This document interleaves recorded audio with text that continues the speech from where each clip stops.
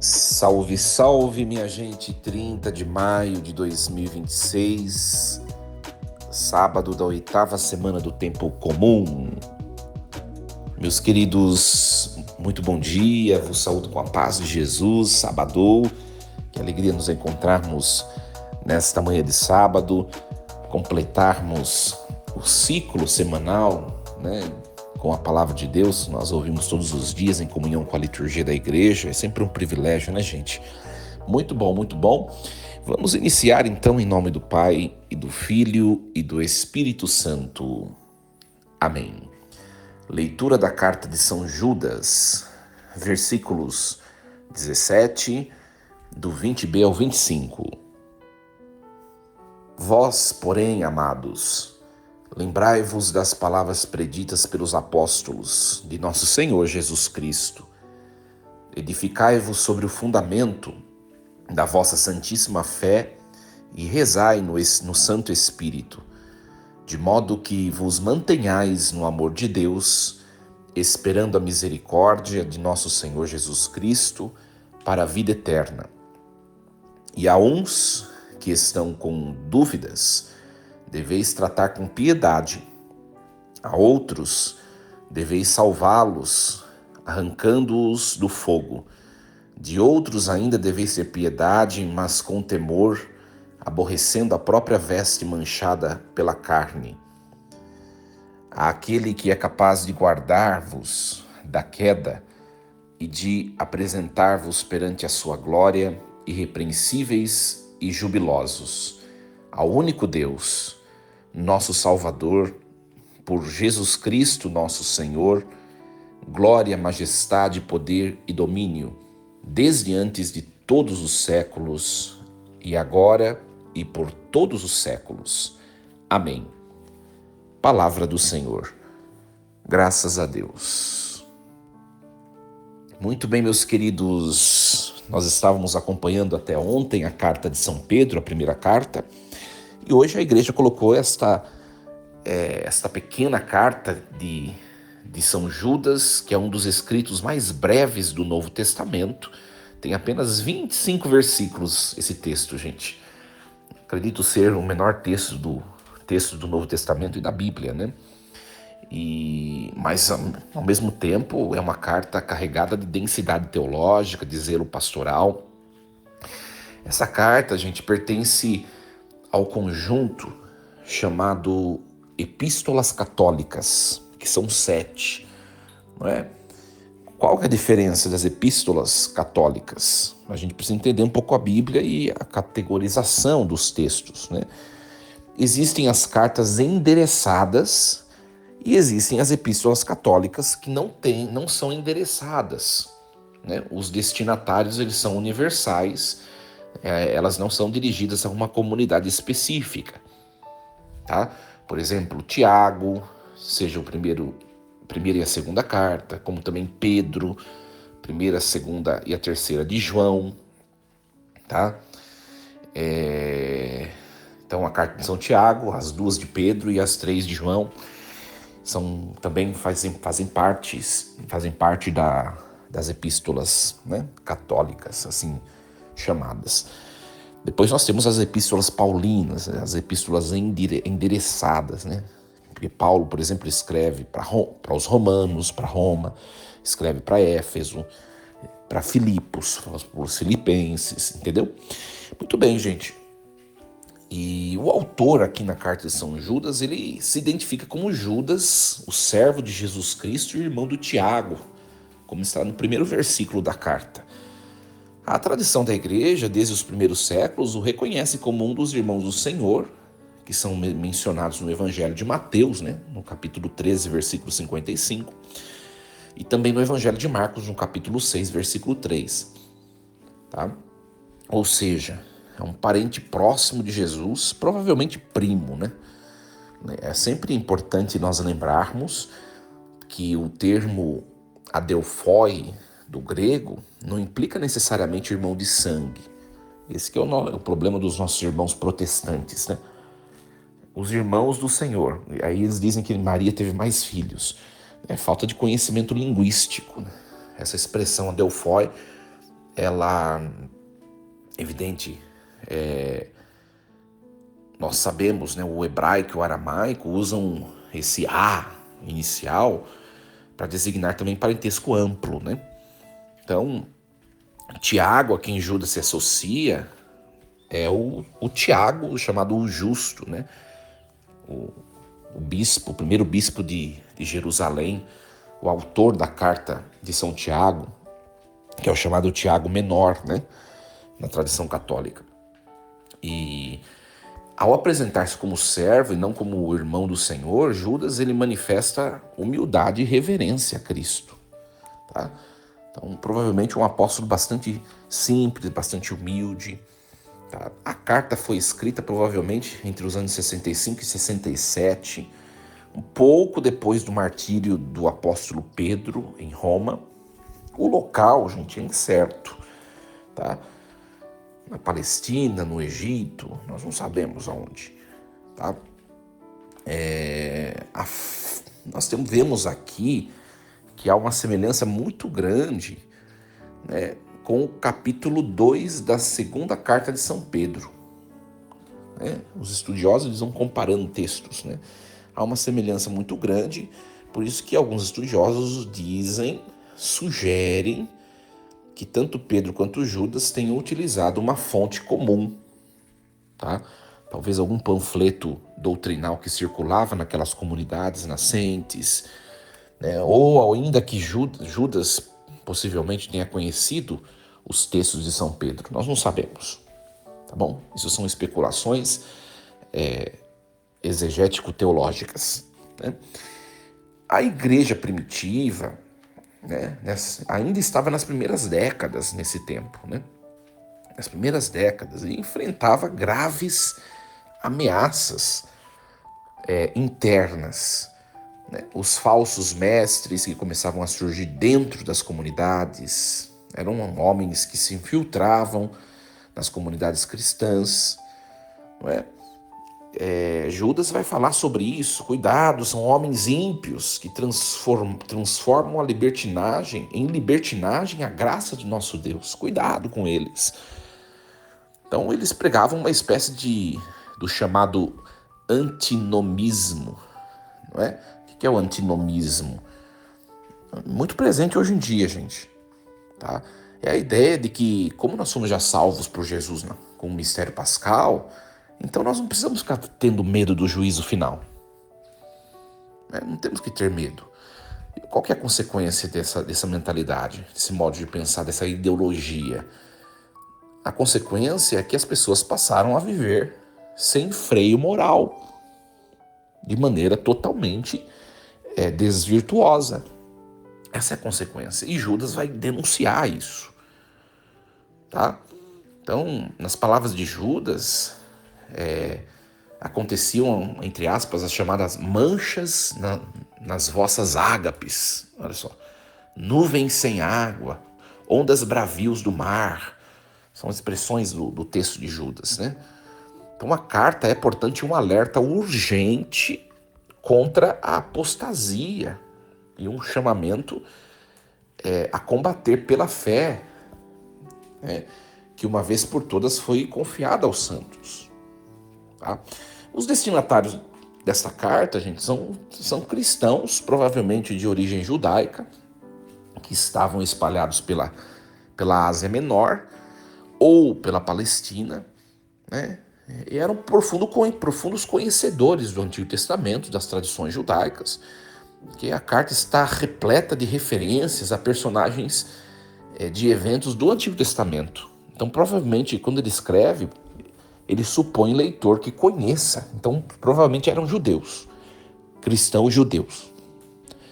Vocês percebem que o próprio texto ele vai nos informando de quem é destinatário, qual que é o contexto que está sendo vivido ali, né? Quais são os debates daquele. É muito bonito o texto bíblico, né? Muito bonito. Como ele cita muitos elementos do Antigo Testamento, ele supõe que o leitor entenda. Então, provavelmente eram cristãos que eram judeus antes. Interessante isso, né?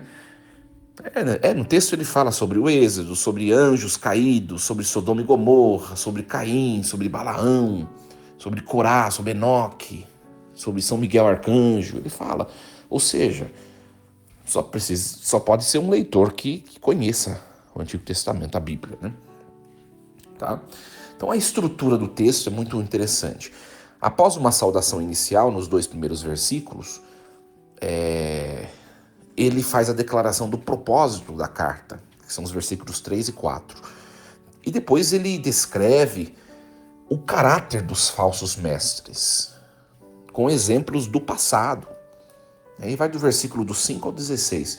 E ele conclui com uma vibrante exortação aos fiéis, né, que são os versículos 17 ao 23. E depois, para terminar o texto, uma das mais sublimes doxologias do Novo Testamento, que são os 2 últimos versículos, o 24 e o 25. Muito bem. Então nós vamos passar por essa carta linda, né, gente? Passar por essa carta linda. Olha só, o versículo 17. Vós, porém, amados, lembrai-vos das palavras preditas pelos apóstolos de nosso Senhor Jesus Cristo. Ou seja, considerar as palavras preditas pelos apóstolos e não outras palavras. Aqui já é categórico, Judas já é categórico aqui, gente. Tá? Nós somos tentados, em cada época, a achar que o cristianismo ele precisa se atualizar. É a frase de muita gente por aí. A igreja está muito obsoleta, muito para trás, precisa se modernizar, precisa não sei o quê. E é verdade de certo modo, de outro modo não. A gente tem que avançar no nosso jeito de expressar o evangelho. De expressar para que o evangelho ele seduza as pessoas que ainda não conhecem a Jesus. Só que a questão é o conteúdo. O conteúdo. Eu sempre, ultimamente tenho vivido bastante um embate com isso, né? Porque as pessoas acham que, por exemplo, que padres têm que ficar preso em gabinete, preso dentro da igreja, né? Se a gente faz uma brincadeira, se a gente está no meio do povo, se a gente está partilhando a alegria junto com o povo, já tem gente do lado ou em volta, olhando torto. Isso é você abrir o expressar do evangelho. É você fazer a mensagem do evangelho chegar às pessoas na convivência, num sorriso, numa descontração, nas brincadeiras do dia a dia, na cultura. Isso não é o problema é o conteúdo. Né? Tem várias pessoas que me criticam, né? Porque eu gosto de cantar no meio do povo, eu estou no meio do povo. Às vezes faz uma brincadeira ou outra que no meio da comunidade. E tem sempre os fariseus, né? Tem sempre os fariseus. Ai, a imagem não sei do quê. Ai, a imagem... Gente, a palavra precisa chegar. E se nós não entrarmos, nós pastores não entrarmos na vida das pessoas, a palavra não vai ser semeada no coração das pessoas. O mundo tem erigido um grande muro para separar a igreja do cotidiano das pessoas. Né? A própria tecnologia, as seduções do mundo. Se nós não formos até lá, se nós não derrubarmos esses muros e não entrarmos, as pessoas não vão mais conhecer Jesus. Então o problema não está no jeito de expressar, de viver de viver a expressão da fé, né? Tem muita gente que ainda não entendeu, e padres não entenderam isso, né? Padres não entenderam. O problema está no conteúdo. A hora que você chegar lá, você tem que preservar o conteúdo dos apóstolos, que é isso que São Judas está dizendo aqui, né? Quando alguém pergunta, padre, isso é virtude ou isso é vício, é defeito? Olha, para nossa visão, para nossa moralidade, é isso. Né? Tem 2 modos de pensar. Você pensa desse jeito, se você for um pouquinho mais ortodoxo, ou você pensa desse jeito, se você for um pouquinho mais casuístico, mais maleável. Mas aí se devolve a pessoa, é ela quem vai definir o caminho que ela quer seguir. Mas você apresenta a doutrina legítima. Aí está a questão. né, da fidelidade, não é o jeito de se expressar. E pensemos bem, gente, né? Se eu sou padre, eu estou diante do povo vestido de batina. Se eu sou padre, eu estou diante do povo vestido de camisa de calça social e camisa clerical. Ou se eu sou padre, estou, pelo menos no meio só da minha comunidade aqui, vestido de calça e camisa secular. Isso vai mudar quem eu sou? Se eu estiver no meio do povo, vivendo a alegria, e ali, com o meu modo de viver, anunciando os conteúdos do Evangelho, a minha veste vai mudar quem eu sou? A minha veste vai me impedir de levar o Evangelho? Não vai, gente. Isso é moralismo, né? Que é esse o grande problema da igreja hoje em dia. Por isso que a igreja está vivendo uma grande tensão interna. Porque uns são os atuais fariseus e os outros são aqueles que querem simplesmente viver a fé, desprendido do casco religioso. É isso. O importante é defender a verdade dos apóstolos. É isso que Judas está falando aqui. Depois no versículo 20 e 21, edificai-vos sobre o fundamento da vossa santíssima fé e rezai no Espírito Santo, de modo que vos mantenhais no amor de Deus, esperando a misericórdia de nosso Senhor Jesus Cristo. Né? Judas, ele nos entrega aqui uma regra de vida espiritual, né? Em 3 dimensões inseparáveis. A fé, que é o fundamento doutrinal. Nós não podemos jogar fora a doutrina. Aquele negócio, a gente progrediu, o catecismo, a doutrina ainda está muito para trás, não sei o que, isso aí não existe, gente. É a fé de 2000 anos. Né? Nós temos que nos apoiar nesse primeiro elemento, nessa primeira dimensão, a fé, o fundamento doutrinal. Depois, a segunda é a oração, a vida no Espírito. Não é? A vida em intimidade com Jesus. Não basta a prática religiosa estéril, gente. Tem muita gente assim na igreja ainda. Você tem que falar com Jesus o tempo todo, todos os dias. Eu sempre falo isso. Né? Levantou, traça o sinal da cruz. Né? Vai trabalhar, traça o sinal da cruz. Vai a algum lugar, traça o sinal da cruz. Não é? Consagre tudo que for fazer ao nome e ao poder do nome de Jesus. É isso que é importante. E a terceira dimensão, o terceiro item, é o amor, né? Que é permanecer em Deus. Então não basta ter doutrina correta se não há oração. Né? Não basta oração, rezar, se nós não permanecermos no amor a Deus e ao outro. Não é? Não basta amar se a fé ela não está solidamente edificada. Precisa das 3 coisas, é isso que São Judas nos ensina. Né? Sobre qual fundamento nós estamos construindo a nossa vida? Nós temos esses 3 itens, nós temos vivido bem, de maneira intensa. Não é? E o texto dele continua do 22 ao 23. E a uns que estão com dúvidas, deveis tratar com piedade, a outros deveis salvá-los, arrancando-os do fogo. De outros ainda deveis ter piedade, mas com temor, aborrecendo a própria veste manchada pela carne. O que quer dizer? São 3 categorias de pessoas aqui. Esses 2 versículos apresentam um discernimento pastoral dessas 3 categorias. Né? O que revela a sabedoria e maturidade espiritual que Judas espera da comunidade. Uns que estão com dúvidas deveis tratar com piedade. Né?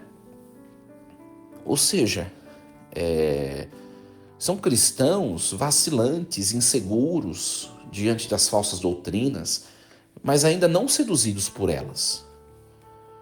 Então Judas ele mostra que a atitude recomendada é a misericórdia, o acolhimento paciente, o diálogo, a instrução amorosa, não penosa, proselitista. Né?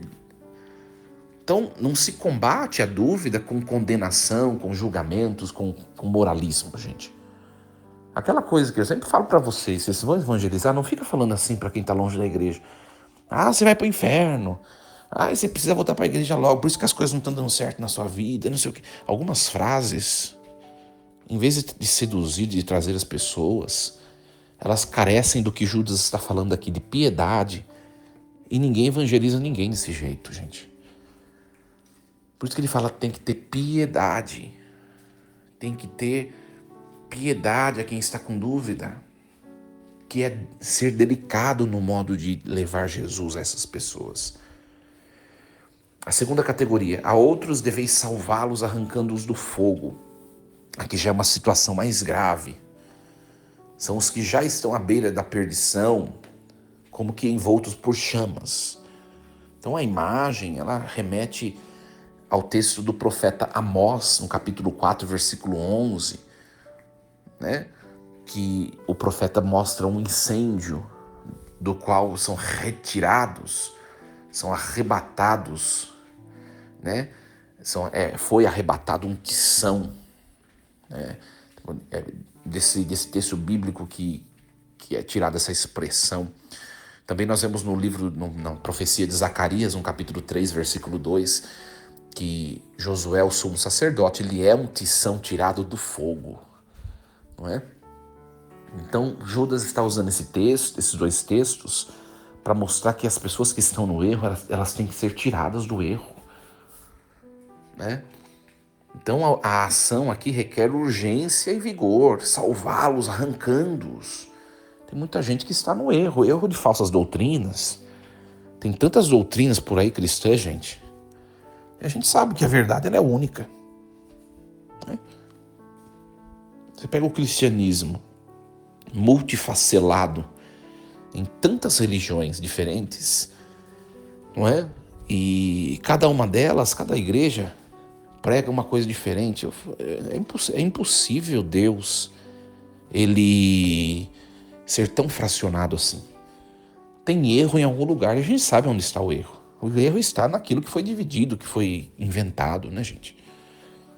Então, o objetivo, é claro que a gente não é só questão do cristianismo. A experiência do homem com o transcendente. O homem precisa se relacionar com o transcendente. É uma necessidade que está dentro da alma, diz o catecismo da igreja. Só que aí, quando as pessoas não são orientadas, elas vão buscar o transcendente em coisas onde o transcendente não está. E nós sabemos que a plenitude da comunhão com o divino está na Igreja Católica. Nós sabemos, não é? Então, o nosso objetivo é mostrar isso para as pessoas, né, de maneira piedosa, caridosa. Depois nós temos o terceiro item, né? Dos outros ainda deveis ter piedade, mas com temor, aborrecendo a própria veste manchada pela carne. O terceiro grupo exige misericórdia combinada com discernimento prudencial. A veste manchada pela carne, aqui é uma imagem vívida. Há situações em que, ao tentarmos ajudar quem está profundamente mergulhado no pecado, nós corremos o risco de nos contaminar. É isso que Judas está tentando mostrar. Então a misericórdia ela não significa ingenuidade.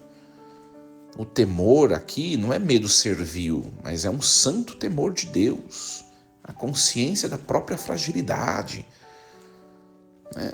Mais uma vez a imagem aqui ecoa a profecia de Zacarias, o capítulo 3, versículos do 3 ao 4 agora, onde Josué está vestido com roupas sujas diante do anjo do Senhor. Ou seja, nós temos a missão de ir até as pessoas que estão longe de Jesus. Mas nós temos a missão de ir até lá, gente. É um grande resumo que eu vou falar para vocês agora. Para trazer as pessoas para cá. E não para que nós indo até lá, nós lá fiquemos. Ou seja, nós temos que vencer o mal com o bem que nós portamos. E não nos deixarmos sermos vencidos pelo que não é de Deus. É isso. Não é? Então, depois do versículo 24 e 25, que são os 2 últimos versículos, né? Àquele que é capaz de guardar-vos da queda, de apresentar-vos perante a sua glória irrepreensíveis e jubilosos, ao único Deus, nosso Salvador, por Jesus Cristo, Senhor nosso, glória, majestade, poder, enfim, uma doxologia, né? A carta se encerra com essa que é uma das mais solenes doxologias do Novo Testamento, tá? Claro, a gente compara com a beleza e a densidade teológica, por exemplo, da doxologia da carta aos Romanos, capítulo 16, versículo 25 em diante, ou da carta aos Efésios de São Paulo, né? Capítulo 3, versículos do 20 ao 21. A gente compara uma doxologia muito bonita essa de São Judas, né? Então, aquele que é capaz de guardar-vos da queda, né? Então, nós vemos aqui várias passagens que nós podemos relacionar com esse texto, né? O próprio Salmo 121, 120, o Senhor é o teu guarda, Ele não deixará os teus pés vacilarem. Bonito, né? O Salmo. É bem isso que Judas está dizendo. E eu sempre digo, gente, não é aqui que é claro que o perigo aqui na comunidade de Judas, né? Para quem Judas está escrevendo, o perigo é se contaminar com falsas doutrinas desses falsos mestres. Mas hoje em dia, para nós cristãos, tem muitos outros perigos. Muitos outros perigos. Né? Esses dias eu estava pensando, ontem, né? Eu estava pensando, estava rezando, na verdade, né? E estava conversando com Jesus, e aí eu disse a Jesus assim, falei, Senhor, nós estamos num mundo tão complicado, está difícil ser padre no mundo de hoje. Na verdade, eu estava falando em oração. O tempo todo leva no meu coração, gente, um medo de cair, né? Um medo de cair. São tantas forças, gente, tantas forças, não é? O poder, o dinheiro, os afetos, né? São tantas coisas que nos bombardeiam. Isso não sou só eu, padre, não somos só nós religiosos. Quem, por exemplo, quer viver uma vida, um casamento cristão hoje, na sociedade de hoje, é a mesma coisa. É muito difícil. E ontem eu estava dizendo para Jesus, falei, Senhor, está difícil. Mas se o Senhor não me carregar nas suas mãos, não vai dar certo. E é verdade, gente. Se a gente quer viver uma coisa certa, sólida, quer viver uma coisa, enfim, produzir frutos abundantes para o reino de Deus, seja eu no meu sacerdócio, você na sua função, não sei se você é casado, se você é solteiro, se você tem... Enfim, a gente... Não vai ser fácil, gente. Mas a gente tem que confiar nessa palavra, aquele que é capaz de guardar-vos da queda. Não é? A Ele a glória. Aquele que é capaz de apresentar-vos perante a sua glória, irrepreensíveis e jubilosos, ou seja, felizes. A Ele a glória. O segredo, no fundo, nessa doxologia, é que Judas está dizendo assim, que o louvor a Deus, ele seja sempre o vínculo da nossa proteção e do nosso resgate. E é verdade, a oração é o que nos faz nos mantermos unidos a Deus e protegidos por Deus. Muito bem, minha gente, passamos muito do tempo hoje, peço até desculpas a vocês, vamos encerrar, mas eu desejo a vocês um excelente sábado, um excelente fim de semana. Essa palavra linda, mas vocês perceberam que é bem intensa a carta de São Judas, apesar de ser o menor texto, né? Também tem a carta a Filemon de São Paulo, que é bem pequenininha, né? Eu não sei qual que é menor, mas são 25 versículos, essa carta é bem pequenininha, né? Mas é muito intensa, que essa carta possa ter ajudado a mim e a você no nosso dia de hoje. Força e coragem. Em nome do Pai, do Filho e do Espírito Santo. Amém. Desejo a vocês um excelente fim de semana, sabadou, e nos encontramos na próxima segunda-feira com o programa Reflexão Diária. Até lá, gente. Lembremos-nos sempre, Deus está no comando de tudo.